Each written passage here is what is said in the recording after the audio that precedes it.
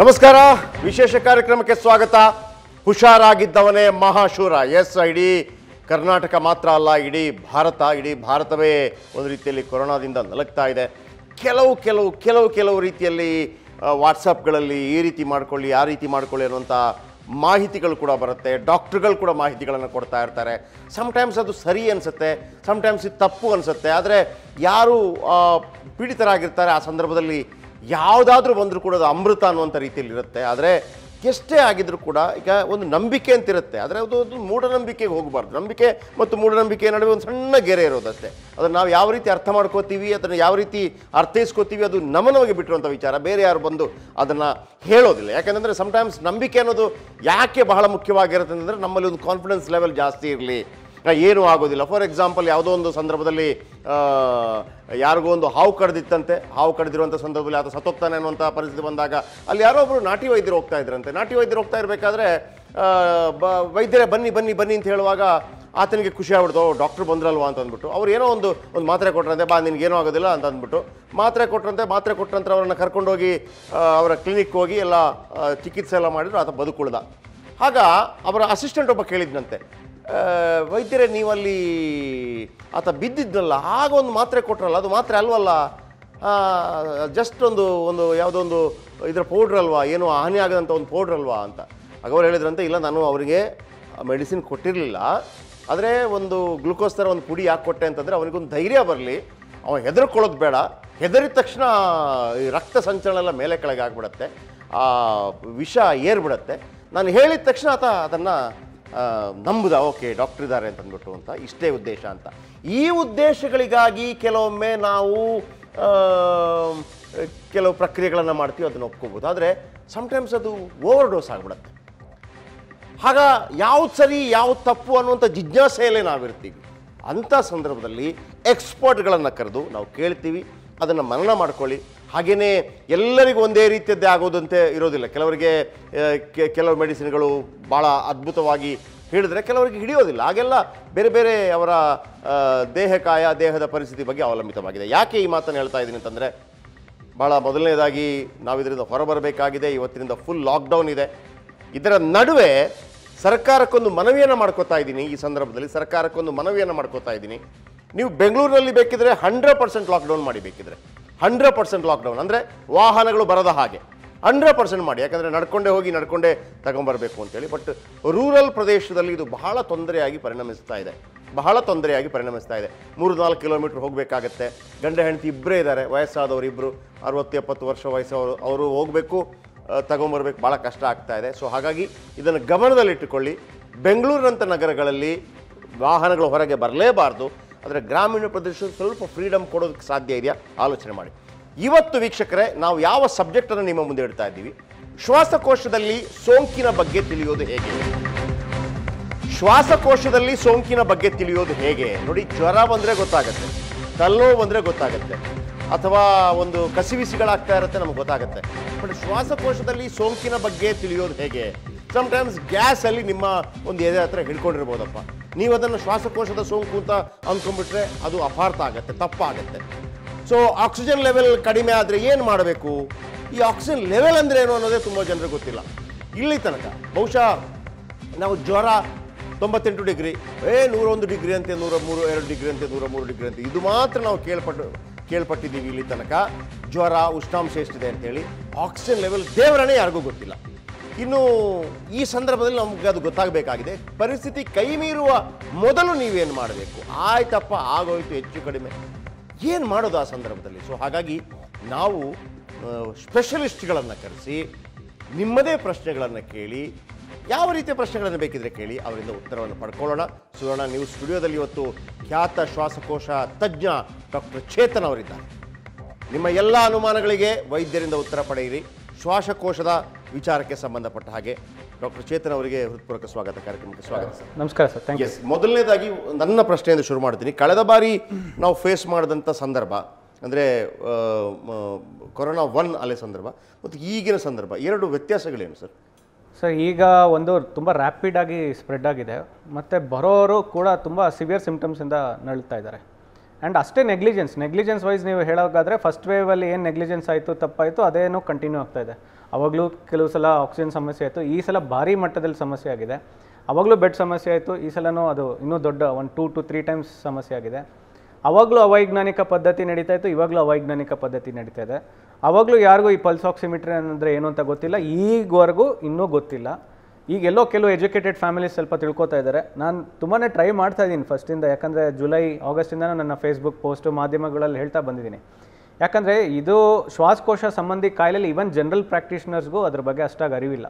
So ಹಾಗಾಗಿ ಇದಕ್ಕೆ ಎಲ್ಲೋ ಒಂದು ಕಡೆ ಅದು ಸಿಗಬೇಕಾಗಿರೋ ಒಂದು ಮಾನ್ಯತೆ, ಒಂದು ವೈಜ್ಞಾನಿಕವಾದ ಒಂದು ಅರಿವು ಎಲ್ರಿಗೂ ಬಂದಿಲ್ಲ. ಈವನ್ ಫಾರ್ ಎಕ್ಸಾಂಪಲ್ ಮೀಡಿಯಾಗೂ ಅಷ್ಟೇ ಇದ್ರ ಬಗ್ಗೆ ಅಷ್ಟಾಗಿ ಇದು ಬಂದಿಲ್ಲ. ಸೊ ಹಾಗಾಗಿ ಏನಾಗಿದೆ, ಎಲ್ಲರೂ ರಿಪೋರ್ಟ್ಸ್ ಮೇಲೆ ಅವಲಂಬಿತವಾದಂಥ ಟ್ರೀಟ್ಮೆಂಟ್ ತೊಗೊಳ್ಳೋದು. ನನ್ನ ರಿಪೋರ್ಟ್ ಬಂದ್ರೇ ನನಗೆ ಕೊರೋನಾ ಅಂತ ಅಂದ್ಕೊಳ್ಳೋದು, ಅಥವಾ ರಿಪೋರ್ಟ್ ಬರೋವರೆಗೂ ಕಾಯೋದು, ಅಥವಾ ಕೊರೋನಾ ಫೇಕ್ ಅಂದ್ಕೊಳ್ಳೋದು, ಅಥವಾ ಇದು ನನಗೆ ನಾರ್ಮಲ್ ಕೆಮ್ಮು ನೆಗಡಿ ಜ್ವರ. ಇನ್ನೂ ಕೂಡ ಟ್ರಯಲ್ ಆ್ಯಂಡ್ ಎರರಲ್ಲೇ ಇದೀವಲ್ವಾ ಡಾಕ್ಟ್ರೆ? ಟ್ರಯಲ್ ಎರರ್ ಅನ್ನೋದಕ್ಕಿಂತ ಸರ್ ಭಾಳ ನೆಗ್ಲಿಜೆನ್ಸ್ ಅಂತ ಹೇಳ್ಬೋದು. ಈವನ್ ಎಜುಕೇಟೆಡ್ ಫ್ಯಾಮಿಲೀಸು ಕೂಡ ಒಂದು ಪಲ್ಸ್ ಆಕ್ಸಿಮೀಟರ್ ಅಂದರೆ ಏನು ಅಂತ ತಿಳ್ಕೊಂಡಿಲ್ಲ ಕೆಲವರು. ಸ್ಯಾಚುರೇಷನ್ ಲೆವೆಲ್ ಚೆಕ್ ಮಾಡಲ್ಲ, ಸ್ವ್ಯಾಬ್ ರಿಪೋರ್ಟ್ ಬರೋವರೆಗೂ ಕಾಯ್ತಾರೆ. ನೆಗೆಟಿವ್ ಅಂದರೆ ಅವ್ರಿಗೆ ಫಾಲ್ಸ್ ನೆಗೆಟಿವ್ಸ್ ಎಲ್ಲ ಇಷ್ಟೆಲ್ಲ ಎಕ್ಸ್ಪ್ಲೈನ್ ಮಾಡಿದ್ದೀವಿ ಆಲ್ರೆಡಿ.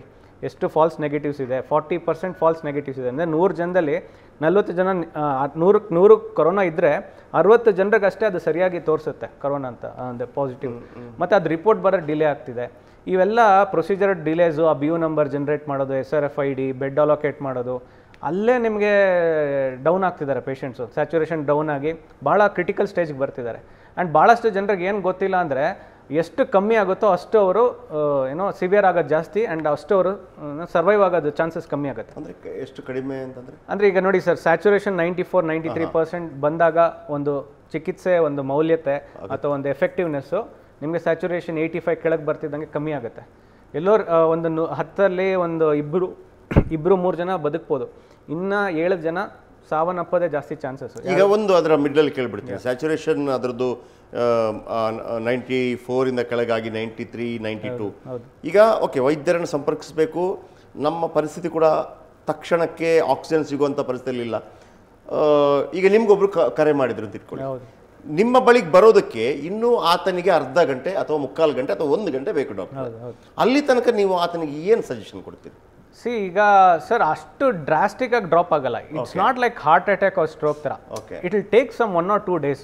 ಬಟ್ ನಮ್ಮ ಜನರಿಗೆ ಎಷ್ಟು ನೆಗ್ಲಿಜೆನ್ಸು, ಎಷ್ಟು ಕ್ಯಾಶುಯಲ್ ಅಪ್ರೋಚ್ ಅಂದರೆ, ನೆನಪಿಟ್ಕೊಳ್ಳಿ ವೀಕ್ಷಕರೇ, ಒಂದು ಡಾಕ್ಟರ್ ಹೇಳಿದಂಥ ಮಾತನ್ನ, ನಮ್ಗೇನಾಗಿದೆ 94 ಬಂತು, 93 ಬಂತು ಅಂದ ತಕ್ಷಣ ಹೋಯ್ತು ಅಂತ ಹಂಗಲ್ಲ. 2 days ಹೇಳ್ತಿದ್ದಾರೆ. 1 ರಿಂದ 2 ಒಂದೇ ಸಲಕ್ಕೆ ಅದಾಗ್ಬಿಡೋದಿಲ್ಲ.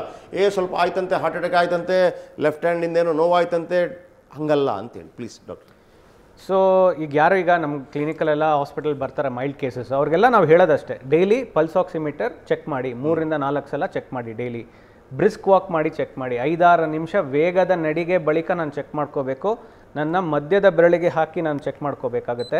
ಮತ್ತು ವೇವ್ ಪ್ಯಾಟರ್ನ್ ಬರಬೇಕಾಗತ್ತೆ. ಈಗ ಭಾಳಷ್ಟು ಅದು ಒಂದು ವಾಟ್ಸಪ್ಪಲ್ಲಿ ಫೇಕ್ ಮೆಸೇಜಸ್ಸು, ಫೇಕ್ ಸುದ್ದಿ ಹರಡ್ತಾ ಇದೆ. ಇದನ್ನೇ ಮಾನದಂಡನ ಅಡ್ಮಿಷನ್ಗೆ ಅಲ್ಲ, ನಿಮ್ಮ ಸಿಂಪ್ಟಮ್ಸ್ ಹಾಗೂ ನಿಮ್ಮ ಪಲ್ಸ್ ಆಕ್ಸಿಮೀಟರ್ ಎರಡೂ ಒಂದು ಕೂಡೀಕರಿಸಿ ಒಂದು ಕ್ರಾಸ್ ಕೋರ್ಸ್ ಇದೆ ಮಿಡ್ಲಲ್ಲಿ.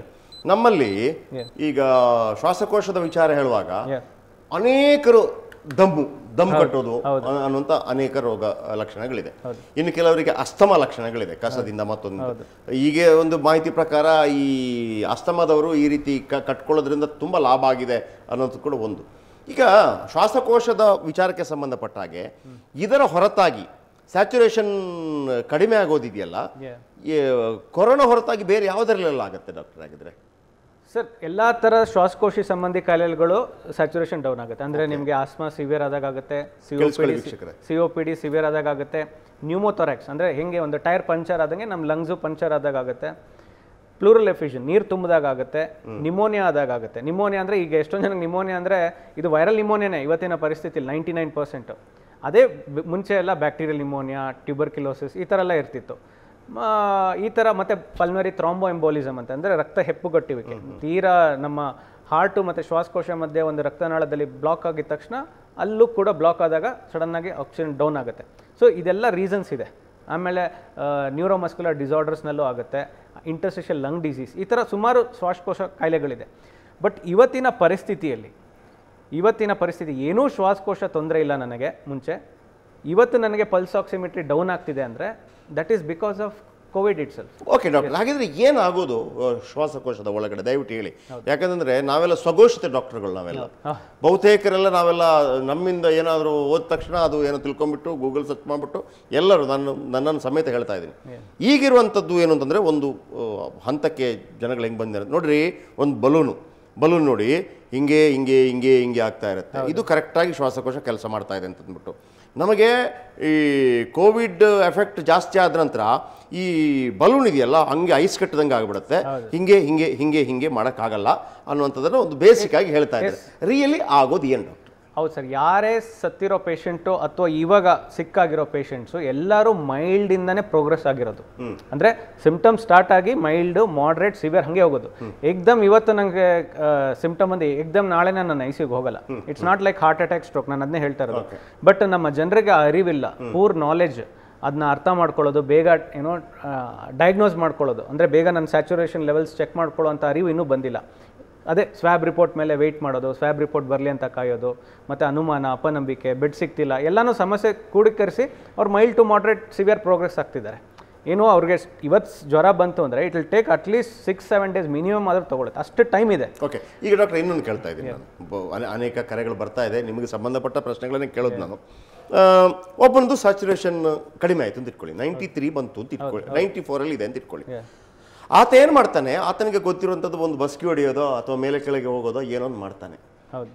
ಏನೂ ಇಲ್ಲದೆ ನಾನು ಕೇಳ್ತಿರೋದು, ತನ್ನಿಂತಾನೇ ಆತ ಅದರಿಂದ ಹೊರಗೆ ಬರೋಕ್ಕೆ ಸಾಧ್ಯ ಇದೆಯಾ? ಪರ್ಸೆಂಟೇಜ್ ಎಷ್ಟು ಸರ್? ಆ ರೀತಿ ಮಾಡೋದು ತಪ್ಪಾ? ನೋಡಿ, ಕೆಲವರಿಗೆ ಹ್ಯಾಪಿ ಐಪಾಕ್ಸಿ ಅಂತ ಇದೆ, ಅಂದರೆ ಅವ್ರಿಗೆ ಗೊತ್ತಿರಲ್ಲ, ಚೆನ್ನಾಗಿ ನಂಗ್ಲಂತ ಮಾತಾಡ್ಕೊಂಡಿರ್ತಾರೆ, ಸ್ಯಾಚುರೇಷನ್ ಡ್ರಾಪ್ ಆಗಿಬಿಟ್ಟಿರುತ್ತೆ. ಎಸ್ಪೆಷಲಿ ಯಂಗ್ಸ್ಟರ್ಸಲ್ಲಿ ಈ ಸಲ ಬಹಳ ನೋಡಿದ್ವಿ. ಮುಂಚೆನೂ ನೋಡ್ತಾ ಇದ್ವಿ, H1N1 ಇಂದನೂ ನೋಡ್ತಾ ಇದ್ದೀವಿ. ಬಟ್ ಈ ಸಲ ಸೆಕೆಂಡ್ ಲೆವೆಲ್ ಸ್ವಲ್ಪ ಜಾಸ್ತಿ ನೋಡ್ತಾ ಇದ್ವಿ. ಚೆನ್ನಾಗಿ ವಾಕಿಂಗ್ ಟಾಕಿಂಗ್ ಇರ್ತಾರೆ, ಅಂದರೆ ವಾಕ್ ಮಾಡಿಕೊಂಡು ನಗ್ನಗ್ತಾ ಮಾತಾಡ್ಕೊಂಡಿರ್ತಾರೆ. ಸಡನ್ನಾಗಿ ಸ್ಯಾಚುರೇಷನ್ ಅವ್ರು ಆಮೇಲೆ ಚೆಕ್ ಮಾಡಿದಾಗ ಗೊತ್ತಾಗುತ್ತೆ ಸ್ಯಾಚುರೇಷನ್ ಡ್ರಾಪ್ ಆಗಿರುತ್ತೆ. ಸಿಂಪ್ಟಮ್ಸ್ ಏಕ್ದಮ್ ಒಂದೇ ಸಲ ಉಳ್ಬಣ ಆಗಿಬಿಡುತ್ತೆ. ಸೊ ಅದಕ್ಕೆ ನಾವು ಯಾವತ್ತೂ ಅಷ್ಟೇ ಚೆಕ್ ಮಾಡ್ಕೋಬೇಕು. ಅಂದರೆ ಸ್ವಲ್ಪ ಇವತ್ತು ನಂಗೆ ಜ್ವರ ಬಂತು ಅಂದರು ನಾನು ಚೆಕ್ ಮಾಡ್ಕೋತಾ ಇರ್ಬೇಕು ಸ್ಯಾಚುರೇಷನ್ ಅಷ್ಟೇ. 94% ಮೇಲಿತ್ತು ಅಂದರೆ ವಾಕ್ ಮಾಡಿದ ನಂತರ, ನಾನು ಮತ್ತೆ ಅದನ್ನೇ ಹೇಳ್ತಾ ಇದ್ದೀನಿ, ನಮ್ಮ ಜನ ಎಷ್ಟು ಕ್ಯಾಶುಯಲ್ ಅಪ್ರೋಚ್ ಅಂದರೆ ಇವನ್ 6 ನಿಮಿಷ ವಾಕ್ ಮಾಡೋಕ್ಕೆ ಹಿಂಜರಿತಾರೆ, ಕೂತ್ಕೊಂಡೆ ಚೆಕ್ ಮಾಡ್ತೀನಿ ಅಂತಾರೆ. ಹಂಗಲ್ಲ, 6 ನಿಮಿಷ ವೇಗದ ನಡಿಗೆ ಬಳಿಕ ಅಥವಾ ಮೆಟ್ಲು ಹತ್ತು ಬಂದು ನಾನು ಚೆಕ್ ಮಾಡ್ಕೋಬೇಕು, ಮಿಡಲ್ ಫಿಂಗರಲ್ಲಿ ಚೆಕ್ ಮಾಡ್ಕೋಬೇಕು. ಇಲ್ಲಿ ಕಾಣುತ್ತೆ ನಿಮಗೆ ಕ್ಯಾಮ್ರಾದಲ್ಲಿ ವೇವ್ ಪ್ಯಾಟರ್ನ್ ಬರಬೇಕು. ಹೌದು, ಒಂದು SpO2 ಲೆವೆಲ್ಸು ಅಂದರೆ ಆಕ್ಸಿಜನ್ ಲೆವೆಲ್ಸು, ಇನ್ನೊಂದು ನಮ್ಮ ಪಲ್ಸ್ ರೇಟ್ ಅಂದರೆ ಹಾರ್ಟ್ಗೆ ಸಂಬಂಧಪಟ್ಟಿದ್ದು.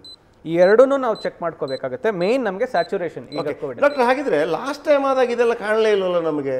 ಆಕ್ಸಿಜನ್ ಹೃದಯ ಇದಾಗ್ಬಿಡುತ್ತೆ. ಇಲ್ಲ ಸರ್, ಆಕ್ಸಿಜನ್ ಇಂದಾನೆ ಎಲ್ಲರೂ ಇದಾಗ್ತಿರೋದು. ಫಸ್ಟ್ ವೇವ್ ಇಂದನೂ ಅದೇ ಆಗಿರೋದು. ಯಾರು ಅವಾಗ ನಾನು ಸ್ಟಾರ್ಟ್ ಮಾಡಿದ್ದು, ನಾನು ಒಂಥರ ಆಂದೋಲನದ ರೀತಿ ನಾನು ಸ್ಟಾರ್ಟ್ ಮಾಡ್ಕೊಂಡೆ ಇದನ್ನ ಜನರಿಗೆ ಹೇಳೋಣ. ಯಾಕಂದ್ರೆ ನನಗೆ ಭಾಳ ಬೇಜಾರಾಗಿತ್ತು ಸರ್. ಎಷ್ಟೊಂದು ಪೇಷಂಟ್ಸು ಬಾಳ್ಬೇಕಾಗಿರೋರು ಯಂಗ್ ಪೇಷಂಟ್ಸ್ ಎಲ್ಲ ಈ ಒಂದು ಸೈಂಟಿಫಿಕ್ ಅಪ್ರೋಚ್ ಇಲ್ದಂಗೆ ಸ್ವ್ಯಾಬ್ ರಿಪೋರ್ಟ್ ಕಾಯ್ಕೊಂಡು ಸ್ವ್ಯಾಬ್ ಬರಲಿ ಹಿಂಗೆ ಒಂದು ಭಯ, ಆತಂಕದಿಂದ, ಅನುಮಾನದಿಂದ ಮತ್ತೆ ಏನೇನೋ ಮೆಡಿಸಿನ್ಸ್ ತೊಗೊಂಡ್ಬಿಡೋದು. ಮುಂಚೆನೆ ನಾವು ಹೇಳಿರಲ್ಲ, ಸ್ಟೀರಾಯ್ಡ್ಸ್ ಫಸ್ಟ್ ಡೇನೆ ತೊಗೊಂಡ್ಬಿಡ್ತಾರೆ. ಆ ಫಸ್ಟ್ ಡೇನೆ ಸ್ಟೀರಾಯ್ಡ್ಸ್ ತೊಗೊಂಡ್ರೆ ತನ್ನಷ್ಟಕ್ಕೆ ತಾನೇ ವೈರಲ್ ಲೋಡ್ ಇನ್ಕ್ರೀಸ್ ಆಗಿಬಿಡುತ್ತೆ. Steroid should be taken after viral phase. ಇದು ಬಹಳಷ್ಟು ಜನರಿಗೆ ಗೊತ್ತಿಲ್ಲ. ಈ ತರ ಅವೈಜ್ಞಾನಿಕ ಪದ್ಧತಿಯಿಂದ ಜನರು ಸಾಯ್ತಿದ್ದಾರೆ. ಬರೀ ಕೊರೋನಾ ಕೆಲವರಿಗೆ ನಾನು ನೋಡಿದ್ದೀನಿ, ಏನಾದರೂ ಆದರೆ ಬ್ಲಡ್ ಟೆಸ್ಟ್ ಮಾಡೋ ಅಂತ ಹೇಳ್ಬಿಡೋದು, ಮೊದಲೇ ಬ್ಲಡ್ ಟೆಸ್ಟ್ ಮಾಡಿ ಅಂತ. ನಾನು ಒಮ್ಮೆ ಡಾಕ್ಟರ್ ಕೇಳಿದೆ, ಅದು ಯಾಕೆ ಆ ಥರ ನೀವು ಸ್ಟಾರ್ಟೇ ಯಾಕೆ ಹೇಳಿದ್ರು? ಅವರಂತಾರೆ, ಇನ್ನೂ ಕೂಡ ಅಲ್ಲಿ ಏನು ತೊಂದರೆ ಆಗಿರೋದಿಲ್ಲ, ಇನ್ನೂ ಉಲ್ಬಣ ಆಗಿರೋದಿಲ್ಲ, ನಾವು ಆಗಲೇ ಟೆಸ್ಟ್ ಮಾಡಿದಾಗ ನಿಮಗೇನು ಪ್ರಾಬ್ಲಮ್ ಇರೋದಿಲ್ಲ, ನಂತರ ಪ್ರಾಬ್ಲಮ್ ಆಗುತ್ತೆ ಅಂತೇಳಿ. ಒಬ್ಬರು ಕರೆ ಮಾಡಿದ್ದಾರೆ ಕಲಬುರಗಿಯಿಂದ. ಮಹಾನಂದ ಅವರೇ ನಮಸ್ಕಾರ, ನಿಮ್ಮ ಪ್ರಶ್ನೆ ನೇರವಾಗಿ ಕೇಳಿ. ನಮಸ್ಕಾರ ಸರ್. ಅಂದ್ರೆ ಇವಾಗ ನಮ್ಮ ಮನೆಯಲ್ಲಿ 3 ಜನಕ್ಕೆ ಸ್ಮೆಲ್ಲು ಮತ್ತೆ ಟೇಸ್ಟ್ ಎಲ್ಲನೂ ಹೋಗ್ಬಿಟ್ಟಿದೆ ಸರ್. ಓಕೆ, ಹೇಳಿಮ್ಮ. ಕೇಳಿಸ್ತಾ ಇದೆ. ಸ್ಮೆಲ್ ಹೋಗ್ಬಿಟ್ಟಿದೆ. ಓಕೆ, ಸ್ಮೆಲ್ ಹೋಗ್ಬಿಟ್ಟಿದೆ. ಸ್ವಲ್ಪ ಲೈಟ್ ಆಗಿ ಜ್ವರ, ಗಂಟ್ಲು ನೋವಿದೆ ಸರ್. ಟೆಸ್ಟ್ ಮಾಡಕ್ ಹೋಗ್ಬೇಕಾ ಅಂತೇಳಿ. ಮಹಾನಂದ್ ಅವರೇ ನಮಸ್ಕಾರ. ನಮಸ್ಕಾರ ಸರ್. ನೋಡಿ, loss of taste, loss of smell ಎಲ್ಲರಿಗೂ ಬರುತ್ತೆ. ಅದಕ್ಕೆ ತಲೆ ಕೆಡ್ಸ್ಕೊಳ್ಳೋದು ಬೇಕಿಲ್ಲ. ಮತ್ತೆ 5-6 ದಿವಸದಲ್ಲಿ ಮರುಕಳಿಸುತ್ತೆ. ಓಕೆ, ಹೆದರೋದು ಬೇಕಾಗಿಲ್ಲ ನೀವು. ಇದು ಕೋವಿಡ್, ಇದು ಡೌಟೇ ಬೇಡ. ಇದು 100% ಕೋವಿಡ್, ಡೌಟೇ ಬೇಡ. ಇಲ್ಲಿ ನೀವು ಗಮನಿಸಬೇಕಾಗಿರೋದು ನಿಮ್ಮ ರೋಗ ಲಕ್ಷಣಗಳು ಉಲ್ಬಣ ಆಗ್ತಿದೆಯಾ ಇಲ್ವೋ, ಅಷ್ಟೇ ಬೇಕಾಗಿರೋದು ನಿಮಗೆ. ಓಕೆ, ಇಲ್ಲಿ ನಾನು ಮಹಾನಂದ ಅವರ ಪರವಾಗಿ ಹೇಳ್ತೀನಿ. Yeah. ಡಾಕ್ಟರ್, ಇಲ್ಲಿ ಸ್ವಲ್ಪ ಕನ್ಫ್ಯೂಷನ್ ಆಗುತ್ತೆ. ಈಗ ಅವರಿಗೆ ಸ್ಮೆಲ್ ಬರ್ತಾ ಇಲ್ಲ 3 ಜನರಿಗೆ ಅಂತ. ಈಗ ನಾವು ಡಾಕ್ಟರ್ನ ಕನ್ಸಲ್ಟ್ ಮಾಡಬೇಕಾ, ಆಸ್ಪತ್ರೆಗೆ ಹೋಗ್ಬೇಕಾ, ನಾವು ಮನೆಯಲ್ಲೇ ಇದ್ದು ಇದನ್ನ ಒಂದು ಇಷ್ಟು ದಿನಗಳ ತನಕ ಕಾಯ್ಬೇಕಾ? ಕೆಲವರು ಡಾಕ್ಟರ್ ಹೇಳ್ತಾರೆ ಬೇಗ ಮಾಡಿಸ್ಕೊಳ್ರಪ್ಪ ಅಂತ ಹೇಳ್ತಾರೆ. ಕೆಲವರು ಹೇಳ್ತಾರೆ ಇಲ್ಲ ನೀವು ಸ್ವಲ್ಪ ಕಾಯಿರಿ ಅದಾದ ನಂತರದ. ಈ ಕನ್ಫ್ಯೂಷನ್ ಇದೆ ಡಾಕ್ಟ್ರೆ. ಮಹಾನಂದ ಅವರ ಕನ್ಫ್ಯೂಷನ್ ಸೇಮ್. ಹೇಳ್ತೀನಿ ಸರ್. ನೋಡಿ sir, viral disease is self limiting. ಬಂದು ಹೋಗುತ್ತೆ. ಅದು ಕೋವಿಡ್ ಆಗಲಿ H1N1 ಆಗಲಿ, ಇಟ್ಸ್ ಸೆಲ್ಫ್ ಲಿಮಿಟಿಂಗ್. ಅಂದರೆ ತನ್ನಷ್ಟಕ್ಕೆ ತಾನೇ 7 days ರಿಸಾಲ್ವ್ ಆಗುತ್ತೆ, ಆಂಟಿಬಾಡೀಸ್ ಡೆವಲಪ್ ಆಗುತ್ತೆ. ಇದು ಭಾಳಷ್ಟು ಜನರಿಗೆ ಗೊತ್ತಿಲ್ಲ. ಅವರು ಅದನ್ನು ಒಂಥರ HIV ರೀತಿಲಿ, ಕ್ಯಾನ್ಸರ್ ರೀತಿಲಿ ಪರಿಗಣಿಸ್ತಾ ಇದ್ದಾರೆ. ಅದೇ ದೊಡ್ಡ ತಪ್ಪು. ಆಮೇಲೆ ಮತ್ತೆ ಸ್ವ್ಯಾಬ್ ನೆಗೆಟಿವ್ ತಗೊಂಬ, ಇದೆಲ್ಲ ಬೇಕಿಲ್ಲ ಸರ್. ಈಗ ಮಹಾನಂದ ಅವ್ರಿಗೆ ಮೈಲ್ಡ್ ಸಿಂಪ್ಟಮ್ಸ್ ಇರೋದು. ಸೊ ಇದು ಹೀಗೇನೆ ರಿಸಾಲ್ವ್ ಆಗುತ್ತೆ, 7 to 10 days ರಿಸಾಲ್ವ್ ಆಗುತ್ತೆ ತನ್ನಷ್ಟಕ್ಕೆ ತಾನೇ. ಅದಕ್ಕೆ we call it as self limiting ಅಂತ ಹೇಳೋದು. ಬಟ್ ನನಗೆ ಒಂದೇ ಇರೋದು ಏನು ಅಂದ್ರೆ 99% ಹೀಗೆ ಇರ್ತಾರೆ ಮಹಾನಂದ ತರನೇ. ಅಂದ್ರೆ ರಿಸಾಲ್ವ್ ಆಗಿಬಿಡುತ್ತೆ. ಸಿಂಪಲ್ 2-3 ಮಾತ್ರೆ, ಐವರ್ಮೆಕ್ಟಿನು, ಡಾಕ್ಸಿ ಮಾತ್ರೆ, ಡೋಲೋ ಮಾತ್ರೆ, ವಿಟಮಿನ್ ಸಿ ಮಾತ್ರೆ ಇಷ್ಟು ತಗೊಂಡು ನಾರ್ಮಲ್ ನೀರು 3-4 ಲೀಟರ್ಸ್ ನಾರ್ಮಲ್ ನೀರು ಕುಡಿದ್ರೆ ಸಾಕು, ಏನು ಬಿಸಿನೀರು ಬೇಕಾಗಿಲ್ಲ. ಇಷ್ಟು ಮಾಡ್ಕೊಂಡಿದ್ರೆ 7 to 10 days ರಿಸಾಲ್ವ್ ಆಗುತ್ತೆ. 1% ಅವರಲ್ಲಿ, ಈ ಮಹಾನಂದ ಅಂತವರಲ್ಲಿ ಹಿಂಗೆ ಸ್ಟಾರ್ಟ್ ಆಗೋದು. They will progress. ಆ ಪ್ರೋಗ್ರೆಸ್ ಆಗೋದು ಹೆಂಗೆ ಗೊತ್ತಾಗುತ್ತೆ? ನನ್ನ ಪಲ್ಸ್ ಆಕ್ಸಿಮೀಟ್ರಿಲಿ ನಾನು ಸರಿಯಾಗಿ ಚೆಕ್ ಮಾಡಿಕೊಂಡ್ರೆ ನನಗೆ ಗೊತ್ತಾಗುತ್ತೆ. ಸೊ ಪಲ್ಸ್ ಆಕ್ಸಿಮೀಟ್ರಿಲಿ ನಾನು ಮಾಡಿದಾಗ ಅಂದರೆ ಉಲ್ಬಣ ಆಗ್ತಿದೆ, they are going into a moderate stage. So ಈಗೇನಾಗುತ್ತೆ, ಮಹಾನಂದರು ಒಂದು ವೇಳೆ ಸ್ವ್ಯಾಬ್ ಟೆಸ್ಟ್ ಕೊಟ್ಟರೆ ಅಂದ್ಕೊಳ್ಳಿ, ಬರೋದು ಒಂದು 4 ದಿವಸ ಆಯಿತು ಅಂದ್ಕೊಳ್ಳಿ, ಅವರು ನಾಳೆ ನಾಡಿದ್ರೆ ಉಲ್ಬಣ ಆಗ್ಬೋದು, ಅಂದರೆ ಸ್ಯಾಚುರೇಷನ್ ಡ್ರಾಪ್ ಆಗ್ಬೋದು 95%. ಅವ್ರೇನು ಮಾಡ್ತಾರೆ, ಕಾಯ್ತಾರೆ ರಿಪೋರ್ಟ್ ಬರೋವರೆಗೂ. ಅದು ಒಂದು ವೇಳೆ ನೆಗೆಟಿವ್ ಬಂದರೆ ಇನ್ನೂ ಕಾಯ್ತಾರೆ, ನಾನು ಕೊರೋನಾನೇ ಇಲ್ಲ, ನಾನು ಯಾಕೆ ಬಂದು ತೋರಿಸ್ಕೋಬೇಕು ಅನ್ಕೋ. ಓಕೆ, ಈಗ ಇಲ್ಲ, ಇದು ಈಗ ಮಹಾನಂದ ಅವರದನ್ನೇ ನಾವು ಒಂದು ಎಕ್ಸಾಂಪಲ್ ಆಗಿ ತಗೊಳ್ಳೋಣ. ಈಗ ಅವರು ಹೋಗ್ಬೇಕಾ ಹೋಗಬಾರ್ದಾ? ಈಗ ಅವ್ರು ಡಾಕ್ಟರ್ ಬಳಿ ಹೋಗೋಕ್ಕಿಂತ ಮೊದಲು ಪಲ್ಸ್ ಆಕ್ಸಿಮೀಟ್ರಿ ಚೆಕ್ ಮಾಡ್ಕೋಬೇಕು. ಫಸ್ಟ್ ಪಲ್ಸ್ ಆಕ್ಸಿಮೀಟ್ರಿ ಫಾಸ್ಟ್ ಆಗಿ 5-6 ನಿಮಿಷ ವಾಕ್ ಮಾಡಿ ಚೆಕ್ ಮಾಡಿದ ನಂತರ 94% ಮೇಲೆ ಇದ್ರೆ ತಲೆ ಕೆಡ್ಸ್ಕೊಳ್ಳೋದು ಬೇಕಾಗಿಲ್ಲ. ಬೇಕಾಗಿಲ್ಲ, ಇಟ್ಸ್ ಸೆಲ್ಫ್ ಲಿಮಿಟಿಂಗ್. ಆ ಥರ 30-40 ಕೋಟಿ ಜನ ಇದ್ದಾರೆ ನಮ್ಮ ದೇಶದಲ್ಲಿ. ಯಾರಿಗೆ ಈ ಥರ ಬಂದು ಹೋಗಿರೋದೇ ಗೊತ್ತಾಗಿರಲ್ಲ, ಮೈಲ್ಡ್ ಸಿಂಪ್ಟಮ್ಸ್ ಇರೋದು. ಸೊ ಇಲ್ಲಿ ನಮ್ಗೆ ಬೇಕಾಗಿರೋದು ಸರ್, ಆ 1% ಬೇಕಾಗಿರೋದು ಸರ್. ಅವ್ರನ್ನ ನಾವು ಬೇಗ ಐಡೆಂಟಿಫೈ ಮಾಡಿ ಅವ್ರ ಪ್ರಾಣ ಉಳಿಸ್ಬೇಕು, ಅದು ನಮ್ಮ ಗೋಲ್ ಇರಬೇಕು. ನಾವು 99% ಬಗ್ಗೆನೇ ತಲೆ ಕೆಡ್ಸ್ಕೊಂಡು ಹಿಂಗಾಗಿರೋದು ಸರ್. ಈಗ ಅವರಿಗೆ ಮತ್ತೊಬ್ಬರು ಹೇಳ್ತಾರೆ ಸ್ವಾಬ್ ಟೆಸ್ಟ್ ಮಾಡಿಸಿ ಅಂತ ಹೇಳ್ತಾರೆ, ಏನು ಮಾಡ್ತೀರಾ ಸರ್? ಸ್ವಾಬ್ ಟೆಸ್ಟ್ ಮಾಡಿಸಿ ನನಗೇನು ವಿರೋಧ ಇಲ್ಲ, ಮಾಡಿಸಿ. ಇಂಥ ಕನ್ಫ್ಯೂಷನ್ಸ್ ನಾನು ಕ್ಲಿಯರ್ ಮಾಡುವಂಥ ಪ್ರಯತ್ನ. ನೋಡಿ, ಇವಾಗ ಇರೋದು ಪ್ಯಾಂಡಮಿಕ್, ಇರೋದೊಂದು ವೈರಸ್, ಇರೋದು ಒಂದು ಸೇಮ್ ಸಿಂಪ್ಟಮ್ಸ್, ಇರೋದು ಒಂದೇ ಟ್ರೀಟ್ಮೆಂಟ್. ಏನಾದರೂ 2-3 ವೈರಸ್ ಇದ್ದು 2-3 ಬೇರೆ ಥರ ಟ್ರೀಟ್ಮೆಂಟ್ ಇದ್ರೆ ಮಾಡ್ಸೋಣ, ಓಕೆ ನನಗೆ ಟ್ರೀಟ್ಮೆಂಟ್ ಇದಾಗುತ್ತೆ. ಒಂದೇ ವೈರಸ್ ಒಂದು ಸ್ಟ್ರೈಟ್ ಫಾರ್ವರ್ಡ್ ಇರಬೇಕಾದ್ರೆ ನಾನು ಯಾಕೆ ಟೆಸ್ಟ್ ಮೇಲೆ ಡಿಪೆಂಡ್ ಆಗಬೇಕು? ಈಗ ಒಂದು ವೇಳೆ ಮತ್ತೊಂದು ಕೇಳ್ಬಿಡ್ತೀನಿ ಇದೇ ವಿಚಾರಕ್ಕೆ ಸಂಬಂಧ. ವೀಕ್ಷಕರೇ, ನಿಮ್ಮ ಪ್ರಶ್ನೆ ಫೋನ್ ಬಂದರೆ ಕೊಡ್ರಪ್ಪ. ಇದು ಈಗ ಮಹಾನಂದ ಅವರು ಆದಷ್ಟು ಬೇಗ ನೋಡಿ, ಮಹಾನಂದ ಅವರೇ, ಈಗ ಇದು ಬಂದು ಹಂಗೆ 7 ದಿನಗಳಲ್ಲಿ ಹೋಗ್ಬಿಟ್ಟು ನೀವು ವಾಪಸ್ ಬದಲಿದ್ದಂಗೆ ಇರ್ಬೋದು, ಇಲ್ಲ ಅಂತಲ್ಲ. ಒಂದು ವೇಳೆ ಆ ಸ್ಯಾಚುರೇಷನ್ ಎಷ್ಟಾಗತ್ತೆ ಅನ್ನೋದ್ರ ಮೇಲೆ ಡಿಪೆಂಡ್ ಆಗುತ್ತೆ, ಭಯಪಡುವಂಥ ಅಗತ್ಯ ಇಲ್ಲ. ನಾನು ಈಗ ಕೇಳ್ತಿರೋದು, ಬಂದು ಹೋಯ್ತು ಅಂತ ಇಟ್ಕೊಳ್ಳಿ, ನೆಕ್ಸ್ಟ್ ಅವರಿಗೆ ಈಗ ಒಂದಿದೆ, ಒಮ್ಮೆ ಬಂದ ನಂತರ ನಮ್ಮಲ್ಲಿ ಏನು ರೋಗ ನಿರೋಧಕ ಶಕ್ತಿ ಜಾಸ್ತಿ ಆಗುತ್ತೆ, ಆಂಟಿಬಾಡೀಸ್ ಇರುತ್ತೆ ನ್ಯಾಚುರಲ್. 2ನೇ ಸಲ ಇವರು ತುಂಬ ಸೇಫ್ ಆಗಿರ್ತಾರ ಬಂದು ಹೋದ್ರೆ? The chances are high. Next time ಅವ್ರಿಗೆ ಬಂದು ಹೋಗಿರೋದು ಗೊತ್ತಾಗಿರಲ್ಲ, ಅಥವಾ ಈ ಸಲ ಮೈಲ್ಡ್ ಇದ್ರೆ ನೆಕ್ಸ್ಟ್ ಟೈಮ್ ಮಾಡ್ರೇಟ್ ಆಗಬಹುದು, ಯಾಕಂದರೆ ಮ್ಯೂಟೆಂಟೆಡ್ ಸ್ಟ್ರೈನ್ಸ್ ಚೇಂಜ್ ಆದಾಗ ಆಗ್ಬಹುದು ಸರ್. ಬಟ್ ಇಲ್ಲಿ ನಾವು ಗಮನಿಸಬೇಕಾಗಿರೋದು, ಎಷ್ಟೊಂದು ಜನಕ್ಕೆ ಬಂದು ಹೋಗಿರೋದೇ ಗೊತ್ತಿರಲ್ಲ, ಸಿಂಪ್ಟಮೆಟಿಕ್. ಅಂದರೆ ಡೆಲ್ಲಿಲಿ ಸೀರೋ ಸರ್ವೆ ಸ್ಯಾಂಪಲ್ ಮಾಡಿದ್ರು, ಅವರು ಒಂದು ಎಸ್ಟಿಮೇಟ್ ಪ್ರಕಾರ 30-40 crores ಇದ್ದಾರೆ ಆ ಥರ ಆಂಟಿಬಾಡೀಸ್ ಇರೋರು. ಅಂದರೆ 30-40 crores ಸ್ವ್ಯಾಬ್ ಟೆಸ್ಟ್ ಮಾಡಿದಾರಾ, 30-40 crores ಡಾಕ್ಟರ್ ಹತ್ರ ಬಂದಾರೆ? ಇಲ್ಲ. ಈ ನಾವು ಸೈಂಟಿಫಿಕ್ ಮೆಸೇಜ್ ನಾವು ಜನರಿಗೆ ತಿಳಿಸೇಳಿಲ್ಲ. ಅದಕ್ಕೆ ನೀವು ಒಂದು KR ಮಾರ್ಕೆಟ್ ಬಸ್ ಸ್ಟ್ಯಾಂಡ್ ಎಲ್ಲ ಹೋದರೆ ಹೋಗ್ರಿ ರೀ, ಏನ್ರಿ ಇದು ಕೊರೋನಾ ಅಂತೀರಾ ಅಂತ ಹೇಳಿದ್ರೆ, ಯಾಕಂದರೆ ಅವ್ರಿಗೆ ಸಿಂಪ್ಟಮೆಟಿಕ್ ಆಗಿ ಬಂದು ಹೋಗಿರುತ್ತೆ.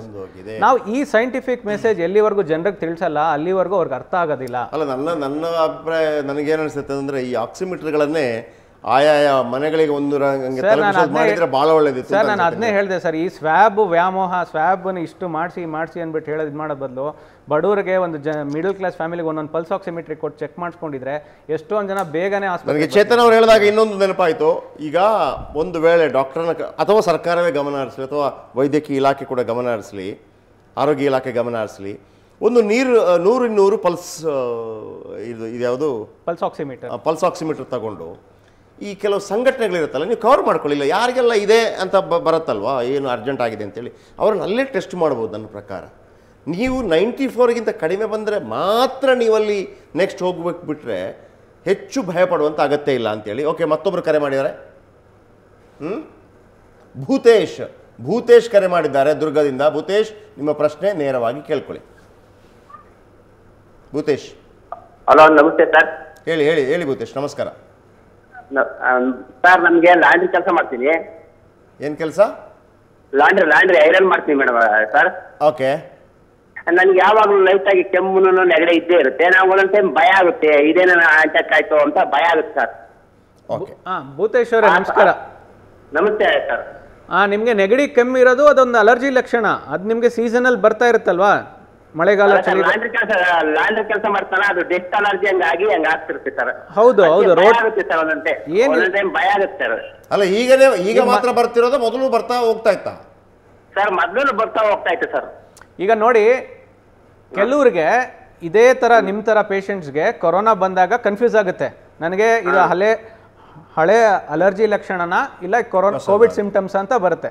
ಸೊ ನೀವೇನು ಮಾಡ್ಕೋಬೇಕಂದ್ರೆ, ನಿಮ್ಗೆ ಅಲರ್ಜಿಗೆ ಡಾಕ್ಟರ್ಸ್ ರೋಟಾ ಕ್ಯಾಪ್ಸ್ ಇನ್ಹೇಲರ್ಸ್ ಕೊಟ್ಟಿರ್ತಾರಲ್ವಾ, ಒಂದು ಮಾತ್ರೆ ಎಲ್ಲ, ನೀವು ಅದನ್ನು ಕಂಟಿನ್ಯೂ ಮಾಡಿ ಅದ್ರ ಪಾಡಿಗೆ. ಅದು ಇವಾಗ ಏನಾದರೂ ಒಂದು ನಿಮಿಷ ನನ್ನ ಮಾತು ಕೇಳಿ, ಫುಲ್ ಕೇಳಿಸ್ಕೊಳ್ಳಿ, ಆಮೇಲೆ ನಿಮ್ಮ ಪ್ರಶ್ನೆ ಕೇಳಿ. ಸೊ ಇವಾಗ ನೀವು ನಿಮ್ಮ ಅದು ಏನಿದೆ ಅದು ರೋಟಾ ಕ್ಯಾಪ್ಸು ಇನ್ಹೇಲರ್ಸು ಮಾತ್ರೆ ಕಂಟಿನ್ಯೂ ಮಾಡಿ. ಓಕೆ. ಏನಾದರೂ ಸಿಂಪ್ಟಮ್ಸ್ ಉಲ್ಬಣ ಆಯಿತು, ಇರೋ ಸಿಂಪ್ಟಮ್ಸೇ ಹೆಚ್ಚಾಯಿತು, in spite of taking all this rota caps inhalers ಮಾತ್ರೆ ತೊಗೊಂಡು ಜಾಸ್ತಿ ಆಯಿತು, ಜ್ವರ ಬರೋದಾಯಿತು, ಸುಸ್ತು, ಲಾಸ್ ಆಫ್ ಟೇಸ್ಟ್, ಈ ಥರ ಹೆಚ್ಚಿಗೆ ಸಿಂಪ್ಟಮ್ಸ್ ಬಂತು ಅಂದರೆ ಅದು ಖಂಡಿತ ಕೊರೋನಾನೇ. ನೀವು ಆವಾಗ ಇಮಿಡಿಯೇಟ್ ಪಲ್ಸ್ ಆಕ್ಸಿಮೀಟರ್ ಚೆಕ್ ಮಾಡ್ಕೋಬೇಕಾಗತ್ತೆ, ಆಕ್ಸಿಜನ್ ಲೆವೆಲ್ಸ್ ಚೆಕ್ ಮಾಡ್ಕೋಬೇಕಾಗತ್ತೆ. ಮತ್ತು ಅದೇ 94% ಮೇಲಿದ್ರೆ ತಲೆ ಕೆಡಿಸ್ಕೋಬೇಡಿ, ಅದಕ್ಕೆ ಸೀಮಿತವಾದಂಥ ಸಿಂಪ್ಟಮೆಟಿಕ್ ಟ್ರೀಟ್ಮೆಂಟ್ ತೊಗೊಳ್ಳಿ. ಅಂದರೆ ಜ್ವರ ತಲೆನೋವು ಇದ್ದರೆ ಡೋಲೋ ಮಾತ್ರೆ ತೊಗೋತೀರಾ, ಒಂದು ಡಾಕ್ಸಿ ಮಾತ್ರೆ ತೊಗೋತೀರಾ, ಐವರ್ಮೆಕ್ಟಿನ್ ಮಾತ್ರೆ ತೊಗೋತೀರಾ, ಅದು ಸೇಮ್ ನಿಮ್ಮ ಇದರಲ್ಲಿ ಕೊಡ್ತಾರೆ, ನಿಮ್ಮ ತಾಲೂಕು ಹಾಸ್ಪಿಟಲ್, ಜಿಲ್ಲಾ ಆಸ್ಪತ್ರೆಯಲ್ಲಿ. ಅಷ್ಟೇ ಬೇಕಾಗಿರೋದು ಭೂತೇಶ್ವರ, ಇನ್ನೇನು ಡೋಂಟ್ ವರಿ ಮಾಡ್ಕೋಬೇಡಿ. ಇಲ್ಲ, ಹೆದರ್ಕೊಳ್ಳೋದಲ್ಲ. ಇಲ್ಲಿ ನೀವು ಸಿಂಪ್ಟಮೆಟಿಕ್ ಟ್ರೀಟ್ಮೆಂಟ್ ತಗೋತೀರಾ, ನಿಮ್ಮ ಆಕ್ಸಿಮೀಟ್ರಿ ಚೆಕ್ ಮಾಡ್ತೀರಾ, ಅಷ್ಟೇ ಬೇಕಾಗಿರೋದು, ಇನ್ನೇನಿಲ್ಲ. ಓಕೆ. ಗೌತಮ್ ಕರೆ ಮಾಡಿದ್ದಾರೆ ಬೆಂಗಳೂರಿಂದ. ಗೌತಮ್, ನಿಮ್ಮ ಪ್ರಶ್ನೆ ಪ್ಲೀಸ್. ಈಗ ನಮ್ಮ ಮನೇಲಿ 3 ಜನ ಕೋವಿಡ್ ಬಂದಿದೆ, ಪಾಸಿಟಿವ್ ಆಗಿದೆ, 5 ಜನ ಇದ್ದೀವಿ. ಈಗ 5 ಜನದಲ್ಲಿ ಇಬ್ಬರಿಗೆ ಏನು ಸಿಂಟಮ್ಸ್ ಇಲ್ಲ. ಸೊ ನಾವು ಮೆಡಿಸಿನ್ ತಗೋಬೇಕೋ ಇಲ್ವೋ ಅಂತ. ಸಿಂಪ್ಟಮ್ಸ್ ಏನು ಇಲ್ದಾಗ ಏನು ಔಷಧಿ ಬೇಡ ಇವ್ರೆ, ಗೌತಮ್ ಅವರೇ. ಸರ್ ಈಗ ನನ್ನ ತಮ್ಮಂಗೂ ಬಂದಿದೆ, ಬಟ್ ಅವನಿಗೆ ಸ್ವಲ್ಪ ಕಮ್ಮಿ ಆಗಿದೆ, ಬಟ್ ಕಫ ಇದೆ, ಬಟ್ ಅವನಿಗೆ ಸ್ಮೆಲ್ ಗೊತ್ತಾಗ್ತಾ ಇಲ್ಲ ಅಂತ ಇದ್ದಾನೆ. ಪಲ್ಸ್ ಆಕ್ಸಿಮೀಟರ್ ಎಷ್ಟು ನಿಮ್ಮ ತಮ್ಮಂದು? 97 ಇದೆ. ವಾಕ್ ಮಾಡದ್ ಮಂತ್ರ, ವಾಕ್ ಮಾಡೋದು ಅದೇ 97, 95, 90. ಇಲ್ಲ, ವಾಕ್ ಮಾಡಿ ಚೆಕ್ ಮಾಡಬೇಕು. 5-6 ನಿಮಿಷ ವೇಗದ ನಡಿಗೆ ಬಳಿಕ. ನಾನು ಅದನ್ನೇ ರಿಪೀಟ್ ಮಾಡ್ತಾ ಇರ್ತೀನಿ, ತುಂಬಾ ಜನ ಇದನ್ನ ಮಾಡಲ್ಲ, ತುಂಬಾ ಕ್ಯಾಶುಯಲ್ ಆಗಿ ತಗೊಂಡ್ಬಿಡ್ತೀರಾ. 5-6 ನಿಮಿಷ ಫಾಸ್ಟ್ ಆಗಿ ವಾಕ್ ಮಾಡಿದ ನಂತರ ಚೆಕ್ ಮಾಡ್ಕೋಬೇಕು, ವೇವ್ ಪ್ಯಾಟರ್ನ್ ಬರಬೇಕು. ಹಂಗೇನಾದ್ರೂ ಪಲ್ಸ್ ಆಕ್ಸಿಮೀಟ್ರಲ್ಲಿ ಡೌಟ್ ಇದ್ರೆ ಇನ್ನೊಂದು ಪಲ್ಸ್ ಆಕ್ಸಿಮೀಟ್ರಲ್ಲಿ ಚೆಕ್ ಮಾಡ್ಕೊಳ್ಳಿ. ಫಸ್ಟ್ ನಿಮ್ಮ ಒಂದೇ ಪಲ್ಸ್ ಆಕ್ಸಿಮೀಟ್ರಲ್ಲಿ ಮಿಡಲ್ ಫಿಂಗರ್, ಒಂದು ಎಡಗೈ ಮತ್ತೆ ಬಲಗೈ ಕ್ರಾಸ್ ಕನ್ಫರ್ಮ್ ಮಾಡ್ಕೊಳ್ಳಿ. ಓಕೆ, ಮಿಡಲ್ ಫಿಂಗರ್ಗೆ ಬಟ್ ಸ್ಮೆಲ್ ಗೊತ್ತಾಗ್ತಿಲ್ಲ ಅಂತ ಹೇಳ್ತಾನೆ. ತಲೆ ಕೆಡ್ಸ್ಕೋಬೇಡಿ, 5 ಡೇಸಲ್ಲಿ ಅದು ಬರುತ್ತೆ, ಹೆದರ್ಕೋಬೇಡಿ. 5 ದಿವಸದಲ್ಲೇ ರಿವರ್ಟ್ ಆಗುತ್ತೆ, ಅದು ಹೆದರ್ಕೋಬೇಡಿ. ಎಸ್ ಗೌತಮ್. ಈಗ ಡಾಕ್ಟರ್, ಇನ್ನೊಂದು ಪ್ರಶ್ನೆ. ಈಗ ನೀವು ಹೇಳಿದ್ರಿ ಒಂದು 4-5 ನಿಮಿಷಗಳ ನಂತರ ವಾಕ್ ಮಾಡಿದ ನಂತರ ಟೆಸ್ಟ್ ಮಾಡಿ ಅಂತೇಳಿ. ಈಗ ಒಬ್ಬ ನಡ್ಕೊಂಡು ಹೋಗ್ತಾ ಇರ್ತಾನೆ, ನಡ್ಕೊಂಡು ಹೋದ ತಕ್ಷಣ ಒಂದು ಹಾವು ನೋಡ್ತಾನೆ.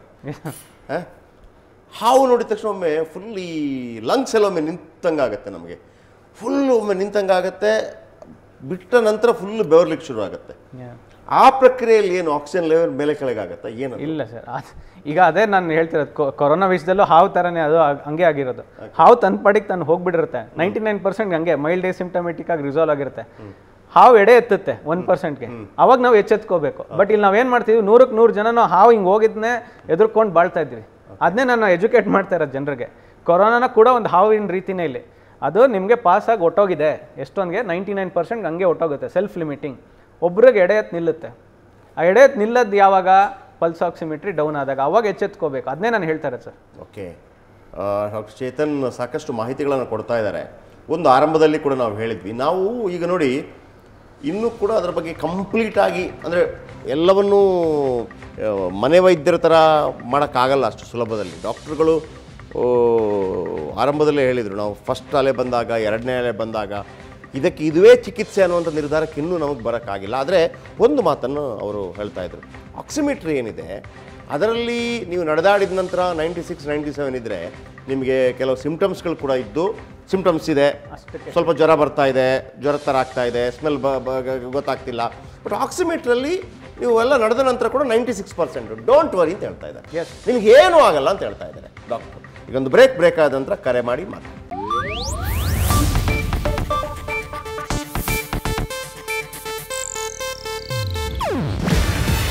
ಇದು ಏಷ್ಯಾನೆಟ್ ನ್ಯೂಸ್ ನೆಟ್ವರ್ಕ್ ಪ್ರಸ್ತುತಿ. ನೀವು ನೋಡ್ತಿದ್ದೀರಾ ಏಷ್ಯಾನೆಟ್ ಸುವರ್ಣ ನ್ಯೂಸ್.